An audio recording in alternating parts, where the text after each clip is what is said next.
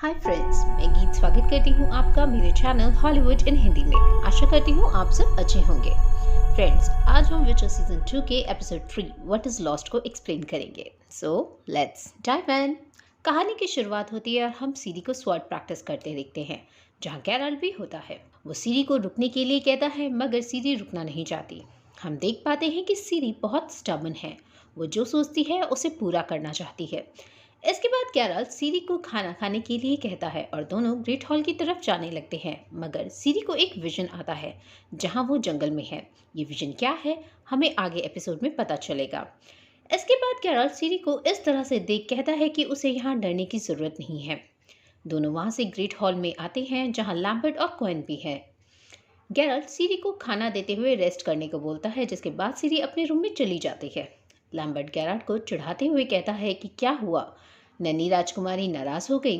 जिस पर कोएन उसे गेराल्ट और सीरी के बीच में ना बोलने के लिए कहता है। इसके बाद लैम्बर्ट कहता है कि वो क्यों ना बोले, गेराल्ट की वजह से उन्होंने अपना एक भाई खो दिया।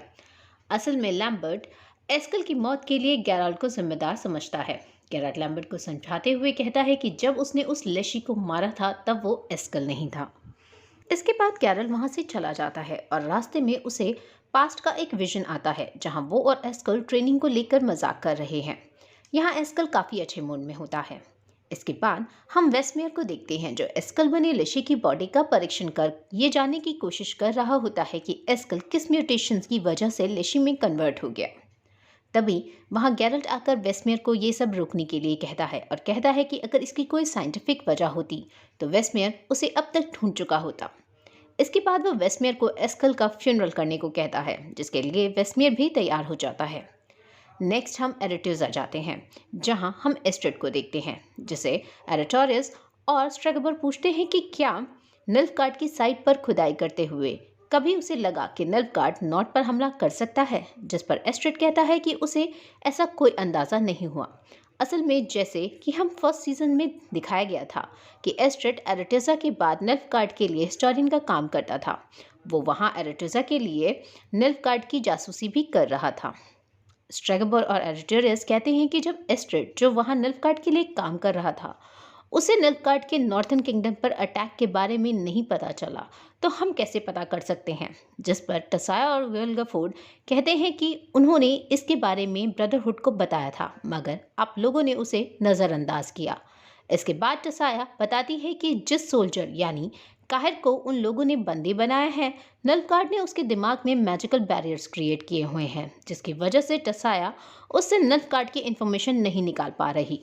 इसके बाद एस्ट्रेड कहता है कि वो निल्फगार्ड में मोनोलिक्स की स्टडी कर रहा था, जहां उसे इस कॉन्टिनेंट की हिस्ट्री के बारे में बहुत कुछ नया पता चला और उसे लगता है कि इसी मोनोलिक्स के थ्रू फ्यूचर भी पता लगाया जा सकता है। इसके बाद स्ट्रेगोर एल्व्स और निल्फगार्ड की संधि के बारे में बताते हुए कहता है कि उन्हें एल्व्स को खत्म करना चाहिए। जिस पर टसाया कहती है कि एल्व्स उनके दुश्मन नहीं हैं। तभी वहाँ येनिफर आती है और उसे देख सब चौंक जाते हैं और टसाया खुश हो जाती है। नेक्स्ट हम उन दोनों को एक दूसरे रूम में बात करते हुए देखते हैं, जहां टसाया येनिफर को कहती है कि सॉर्डन हिल के युद्ध के बाद स्ट्रेगोर और अटोरियस ब्रदरहुड में अपनी जगह बनाए रखने की पूरी कोशिश कर रहे हैं। और टसाया येनिफर का शुक्रिया अदा करते हुए कहती है कि तुमने सॉर्डन हिल में जो किया उसी की वजह से आज निल्फगार्ड हार गया, मगर उस जीत का सारा श्रेय विल्गरफोर्ड और टसाया को जाएगा, क्योंकि वह स्ट्रेगोर और अटोरियस को ब्रदरहुड से हटाने का प्लान कर रहे हैं। येनिफर को इस बात से ज़्यादा कुछ फर्क नहीं पड़ता कि उसे जीत का श्रेय मिलता भी है या नहीं। इसके बाद हम सेंट्रा पहुंचते हैं, जहां फ्लेवेंड्रल और फ्रांसिस्का फ्रेंचला के साथ अपनी संधि के बाद आ चुके हैं। निल्फगार्ड और एल्व्स की अलायंस की खबर से बहुत से एल्व्स सेंट्रा की तरफ आ रहे हैं। फ्लेवेंड्रल फ्रांसिस्का से पूछता है कि पूरा नॉर्थ अब एल्व्स के अगेंस्ट हो चुका है।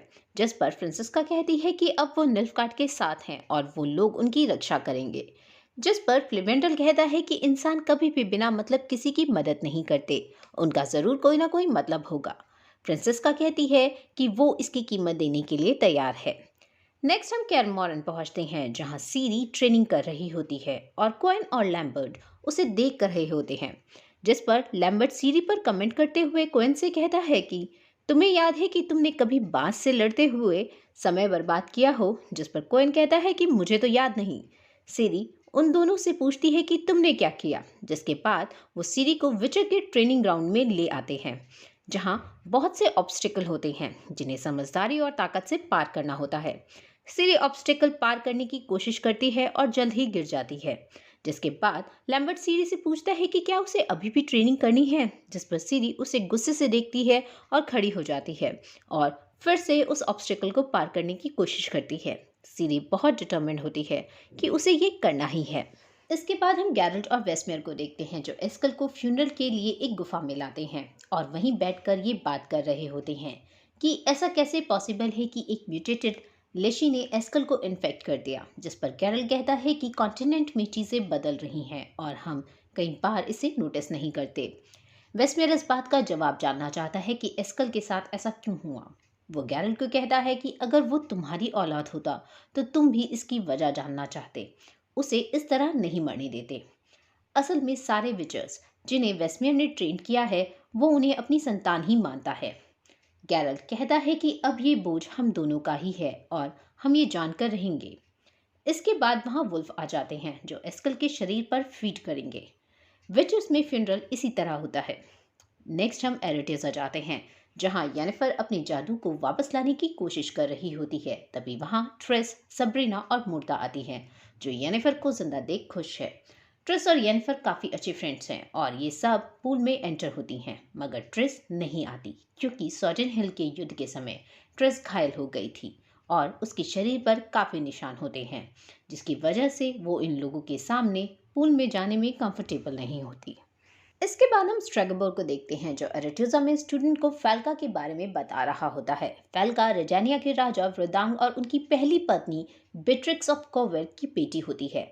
जब उसके पिता किंग वृदांग सीरो से मिले तो उन्होंने फैल्का और उसकी मां को छोड़ दिया। जब फैल्का बड़ी हुई तो उसने अपने पिता और उनकी दूसरी पत्नी सेरो और अपने दोनों सौतेले भाइयों को मार डाला। इसके बाद उसने सब रसूख वाले लोगों को मारना शुरू किया और रेजानिया और टमेरिया में विद्रोह भड़काए। तभी वहां एस्ट्रेड आता है और स्ट्रेगोर को इंटरप्ट करते हुए कहता है कि ये गलत है। फैल्का को उसके अपने परिवार ने ही भुला दिया था, वो तो सिर्फ अपना सिंहासन लेने की कोशिश कर रही थी। जिस पर स्ट्रेगोर कहता है कि फैल्का 1/4 एल्फ थी, येनिफर की ही तरह, और तुम वहां नहीं थे जब ये सब हुआ। स्ट्रेगोर ने वो सब देखा है और वो वही था जब फाल्का ने मिर्थे का सभी जादूगरों सहित विनाश किया। और इसके बाद हम देख पाते हैं कि स्ट्रेगोर के हाथ नहीं हैं, जिसे फाल्का ने ही काट दिया था। जो हाथ हम यूजुअली देखते हैं वो जादुई हैं, असली नहीं। मिर्थे बेसिकली पास्ट में ब्रदरहुड ऑफ सॉर्सरर्स का केंद्र हुआ करता था। स्ट्रेगोर शायद इसी वजह से एल्फ से इतनी नफरत करता है। इसके बाद स्ट्रेगोर एस्ट्रेड को कहता है कि अगर हमने टसाया और विल्गफोर्ड को काउंसिल में एंट्री दे दी तो एल्विन ब्लड भी इसमें इंक्लूड हो जाएगा। उसका इशारा यहाँ येनिफर की तरफ होता है, जो क्वार्टर एल्फ है, जिस पर एस्ट्रेड कहता है कि उसे येनिफर पर भरोसा है कि वो कुछ गलत नहीं कर सकती। इसके बाद हम येनिफर और ट्रिस को बात करते देखते हैं, जहां ट्रिस येनिफर को कहती है कि सॉजन हिल में जब वो घायल थी तो येनिफर उसके पास से गुजर गई और उसकी मदद भी नहीं की, जिसके लिए येनिफर उससे माफ़ी मांगती है। येनिफर कहती है कि हम तुम्हारे निशानों का उपचार ढूंढ लेंगे, जिस पर ट्रिस येनिफर को कहती है कि जो गया उसे जाने दो, हमें एक नई राह ढूंढनी होगी। इसके बाद हम सीरी को देखते हैं, जो काफ़ी कोशिशों के बाद पहला ऑब्स्टिकल पार कर लेती है और दूसरे को पार करने की कोशिश में नीचे गिर जाती है, जहां उसे चोट लग जाती है और खून निकलने लगता है, जिसे देख लैम्बर्ट फिर से सीरी को कहता है कि छोटी राजकुमारियां महलों में ही अच्छी लगती हैं। यहाँ लैम्बर्ट शायद सीरी को मोटिवेट करने की कोशिश करता है, क्योंकि उसे पता है कि सीरी बहुत स्टबर्न है और उसे अगर कोई काम को करवाना है तो उसे ऐसे ही ट्रीट किया जाना चाहिए। नेक्स्ट हम सिंत्रा ले जाया जाता है, जहां हम फ्रेंचला को हाकी नाम के एक निल्फगार्ड के जनरल से बात करते दिखाया जाता है, जहां हाकी फ्रेंचला को कहता है कि 4000 एल्व्स हैं और बाकी आ रहे हैं, हम इतने लोगों को खाना कैसे खिलाएंगे। जिस पर फ्रेंचला कहती है कि व्हाइट फ्लेम ने सब सोच रखा है। हमें आगे पता चलता है कि निल्फगार्ड का एम्परर, जिसे ये लोग व्हाइट फ्लेम भी कहते हैं, वो काफ़ी समय से गायब है और उसे इन लोगों की अलायंस का भी अभी तक नहीं पता चला है। तो ये देखना काफ़ी इंटरेस्टिंग होगा कि जब निल्फगार्ड के एम्परर को इन लोगों के अलायंस का पता चलेगा तो वो कैसे रिएक्ट करेगा। नेक्स्ट फ्रेंचला फ्रांसिस्का के पास आती है, जहाँ फ्रांसिस्का फ्रेंचला से पूछती है कि इस अलायंस से निल्फगार्ड को क्या चाहिए। जिस पर फ्रेंचला कहती है कि एल्फ इस कॉन्टिनेंट को सबसे अच्छे से जानते हैं इसीलिए उन्हें ये पार्टनरशिप चाहिए। फ्रांसिस्का इसके लिए तैयार है, मगर बदले में उसे अपने लोगों मतलब एल्व्स के लिए घर चाहिए।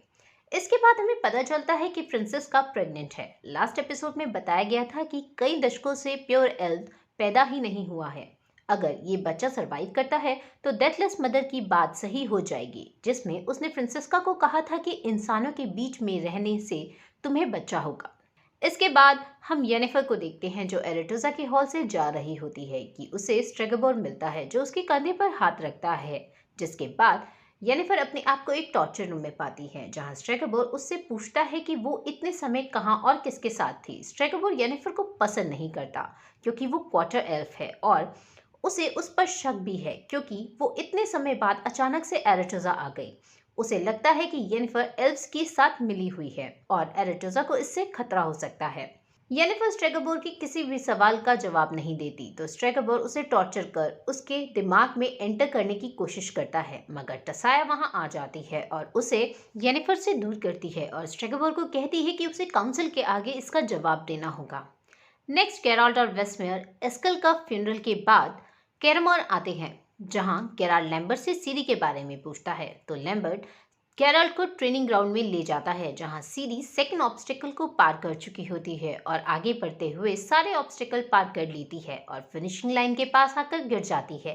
तभी वहां गेराल्ट आ जाता है और सीरी को कहता है सो क्लोज। सीरी यहाँ गेराल्ट को प्रूव करना चाहती है कि वो ये सब कर सकती है, इसके लिए वो बहुत मेहनत भी कर रही है। इसके बाद हम एरेटोजा आते हैं जहां टसाया स्ट्रेगोर को सबके सामने कन्फ्रंट करते हुए कहती है कि तुमने येनिफर के साथ जो किया वो गलत था। जिस पर स्ट्रेगोर अपने आप को डिफेंड करते हुए कहता है कि येनिफर इतने वक्त बाद निल्फगार्ड और एल्फ से बचकर एरेटोजा आई और उससे किसी ने कुछ नहीं पूछा। हम ये कैसे मान लें कि ये कोई जासूस नहीं है। इसके बाद टसाया येनिफर से बात करती है और कहती है कि अपनी वफादारी साबित करने के लिए तुम्हें सबके सामने उस कैदी यानी काहिर को मारना होगा। येनिफर इसके लिए तैयार नहीं होती और कहती है कि वो कोई कातिल नहीं है, जिस पर टसाया कहती है कि फिर तुम उन्हें सच बता दो कि तुम अपना जादू खो चुकी हो और तुमसे उन्हें कोई खतरा नहीं है। ये सुनकर येनिफर हैरान हो जाती है क्योंकि उसने ये बात अभी तक किसी को नहीं बताई थी। टसाया आगे कहती है कि वो येनिफर को अच्छे से जानती है, जिस पर येनिफर कहती है कि उसने 1 महीने तक पूरे कॉन्टिनेंट पर हर तरह का इलाज ढूंढा पर उसे कुछ नहीं मिला। उसका जादू जा चुका है जिसका उस पर हक था। जिस पर टसाया उसे कंसोल करते हुए कहती है कि व्हाट इज लॉस्ट मतलब जो गया वो जा चुका है, अब कुछ नहीं हो सकता। येनिफर रोते हुए कहती है कि जादू के बिना वो कुछ नहीं है। इस पर टसाया कहती है कि जब तुम्हारे पास जादू था तब भी तुम संतुष्ट नहीं थी, इसलिए ये मत सोचो कि जादू के बिना तुम कुछ नहीं हो। नेक्स्ट हम सीरी और गेराल्ट को देखते हैं जहां गेराल्ट सीरी के जख्मों पर मरहम लगा रहा होता है और सीरी अभी भी जिद कर रही होती है कि वो ये कर सकती है। जिस पर गेराल्ट उसे कहता है कि वो सब कुछ कर सकती है। सीरी को लगता है कि गेराल्ट उसे कमजोर समझता है। वो गेराल्ट को कहती है कि उसे एक फाइटर बनना है, जिस पर गेराल्ट उसे पहले अपनी ट्रेनिंग खत्म करने की बात करता है। इसके बाद सीरी वहां से गुस्से में चली जाती है और गेराल्ट सीरी के कमरे में उसकी नानी यानी क्वीन कलांथे का शॉल देखता है। उसके आसपास पेड़ों की जड़ें उग रखी होती हैं, जिसे देख गेराल्ट थोड़ा टेंशन में आ जाता है। इसके बाद हम येनिफर को देखते हैं जो एरेटोजा से किसी को बताए बिना निकलने की सोच रही होती है कि उसे एस्ट्रेड देख लेता है और उससे पूछता है कि क्या वो निल्फगार्ड की जासूस है, जिस पर येनिफर कहती है कि वो कोई जासूस नहीं है। इसके बाद वो येनिफर को कहता है कि उसने काउंसिल से झूठ कहा। उसने निल्फगार्ड के फॉलोअर्स के बीच में समय बिताया और उसे पता लगा कि वो लोग निल्फगार्ड के एम्परर की छाया में सुरक्षित महसूस करते हैं। उसने किसी को कुछ नहीं कहा और वो अगले दिन सिंत्रा जा रहा है शरणार्थी एल्व्स की मदद करने। एस्ट्रेड एक हिस्टोरियन है और वो जानता है कि इस कॉन्टिनेंट पर एल्व्स का ही राज हुआ करता था। आगे वो येनिफर को कहता है कि एरेटोजा के गेट पर स्ट्रेगोर के जासूस हैं, इसलिए उसे एरेटोजा से बाहर जाने के लिए कोई और प्लान बनाना होगा। इसके बाद एस्ट्रेड वहां से चला जाता है और येनिफर को डेथलेस मदर का विजन आता है जहां वो उसे कहती है कि तुम्हें मेरे पास आना होगा, तुम्हें जो चाहिए और तुमने जो खोया है तुम्हें सब मैं दूंगी। इससे पता चलता है कि येनिफर ने डेथलेस मदर की डील अभी तक एक्सेप्ट नहीं की है। जैसे फ्रेंचला और फ्रांसिस्का ने डेथलेस मदर के कहे अनुसार काम किए, वैसे येनिफर ने अभी तक ऐसा कुछ नहीं किया। नेक्स्ट हम सीरी को देखते हैं जिसे क्विन ट्रेनिंग दे रहा होता है। तभी वहाँ गैरल्ट आता है और सीरी को पूछता है कि तुम्हें जो एहसास होता है कि कोई तुम्हारा पीछा कर रहा है उसके बारे में बताओ। सीरी कहती है कि उसे एक खिंचाव महसूस होता है जो उसे जंगल की ओर ले जाता है। इसके बाद सीरी और गैरल्ट जंगल जाते हैं जहाँ गैरल्ट सीरी को कहता है कि उसके माता पिता की शादी के समय वो वहीं था और उसने उसकी माँ यानी पवेटा की शक्ति देखी है जिसने पूरा दरबार तबाह कर दिया था। उसे लगता है कि सीरी में भी वो शक्ति हो सकती है या वैसा ही कुछ। इसके बाद सीरी और गैरल्ट को वहाँ एक लेशी दिखता है जिसका एक हाथ नहीं था। ये वही लेशी है जिसने एस्कल को घायल किया था। यहाँ गैरल्ट और उस लेशी में लड़ाई होती है कि तभी वहाँ एक और मॉन्स्टर आता है जो लेशी को मारकर सीरी के पीछे भागता है। गैरल्ट सीरी को भागने के लिए कहता है और सीरी वहां से भागती है और वो मॉन्स्टर भी गैरल्ट को धक्का दे सीरी के पीछे भागता है। वो सीरी पर हमला करने वाला ही होता है कि गैरल्ट उसे मार डालता है। इसके बाद हम येनिफर को और बाकी मेजर्स को देखते हैं जहां सब काहिर को एग्जीक्यूट करने के लिए ले जा रहे होते हैं। येनिफर को ही काहिर को मारने को कहा गया है ताकि वो ये साबित कर सके कि वो निल्फगार्ड की जासूस नहीं है। यहाँ नॉर्थ के राजा और रानियां आए होते हैं। यहाँ एक मेमोरियल होता है जहाँ जो 13 मेजर्स सॉडन हिल के युद्ध में मारे गए होते हैं उन्हें याद किया जाता है। यहाँ जादू ना इस्तेमाल हो इसलिए इस जगह को स्पेल बाउंड कर दिया गया होता है। इसके बाद काहिर को एग्जीक्यूट करने के लिए लाया जाता है जहाँ येनिफर को काहिर का सर काटना होता है। जहाँ येनिफर को डेथलेस मदर का विस्पर सुनाई दे रहा होता है जो कहती है कि तुम बंधन मुक्त हो जाओ और अपनी शक्ति हासिल करो, सिर्फ शब्दों को दोहराओ। येनिफर काहिर की हथकड़ियां तोड़ देती है और उसके साथ वहां से घोड़े पर भाग जाती है। काहिर उससे पूछता है कि तुमने मुझे क्यों बचाया, जिस पर येनिफर कहती है कि वो खुद को बचा रही है। और इसी के साथ ये एपिसोड यहीं खत्म होता है। आशा करती हूँ आपको ये एक्सप्लेनेशन पसंद आई होगी। मिलते हैं नेक्स्ट एपिसोड की एक्सप्लेनेशन के साथ। Please like, subscribe and comment to support the channel. Thank you.